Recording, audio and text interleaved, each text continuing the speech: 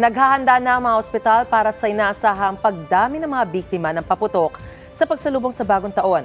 May unang balita sina Chino Gaston at Sandra Aguinaldo. Pinasilip na ng Jose Reyes Memorial Medical Center o JRMMC ang ilan sa kanilang paghahanda para sa pagsalubong sa bagong taon. Nakahanda na ang lugar na nakalaan para sa fireworks-related injury. Ipinakita rin nila ang ilan sa kanilang kagamitan. Kunwari po, nasa bugan ng kamay. So ito po, yung tinatawag po namin dito, hand retractor po. So ang kamay po ng pasyente, ilalapag po dito habang nasa operating room.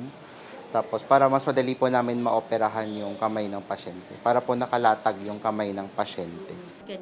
Higit na marami pa rito ang kagamitan na inihahanda nila sa pagsalubong ng bagong taon.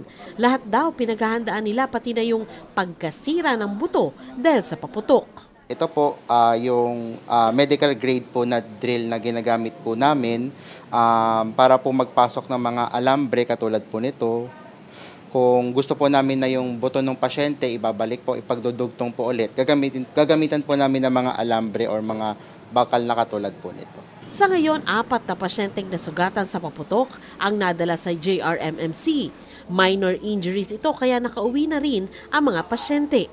Payo ng DOH, huwag baliwalain ito kahit maliit lang. Malinis na tubig at sabunin nyo po.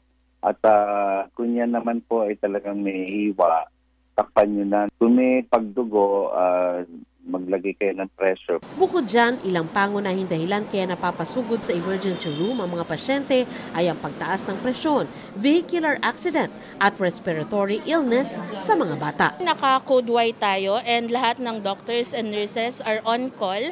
We make sure that our medications and supplies are complete in the hospital as we prepare for the coming new year. Kasi nga, we are expecting na baka tumaas pa yung firework-related injuries natin. Isang linggo bago ang bisperas ng bagong taon, handa na ang mga pampublikong ospital sa Quezon City sa posibleng pagdating ng mga masusugatan ng paputok. Sa Quirino Memorial Medical Center, may isa ng naitalang fireworks-related injury. Isang batang nalapnos ang balat matapos tutukan ng lusis. Agad naman itong pinauwi matapos gamutin. Pero para sa mga mas malalang sugat, may bukod na firecracker-related injury ward.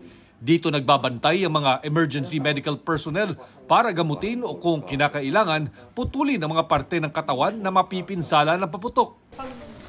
Pagpasok natin, Ipinakita sa amin ng mga doktor ang ilan sa mga equipment na gamit sa surgery. Bone rondure at iba't ibang mga instrumentong pamputol ng buto at ng laman. Kabilang na ang instrumentong ito na tinatawag na ring cutter, pamputol naman ng mga singsing mula sa mga mai-injure na daliri, dala ng paggamit ng iligal na paputok. Kaya paulit-ulit ang panawagan ng ating mga doktor sa ating mga kababayan, huwag na talagang gumamit ng paputok sa pagsalubong sa bagong taon. Sa tingin ng mga doktor sa QMMC, malaki ang epekto ng kampanya ng DOH para hikayatin ang mga Pinoy na umiwas na gumamit ng mapaminsalang paputok. yes, mukhang kumukonti na lang po talaga. Medyo madalang naman na yung mga fireworks-related injury natin sa ngayon. Ito ang unang balita.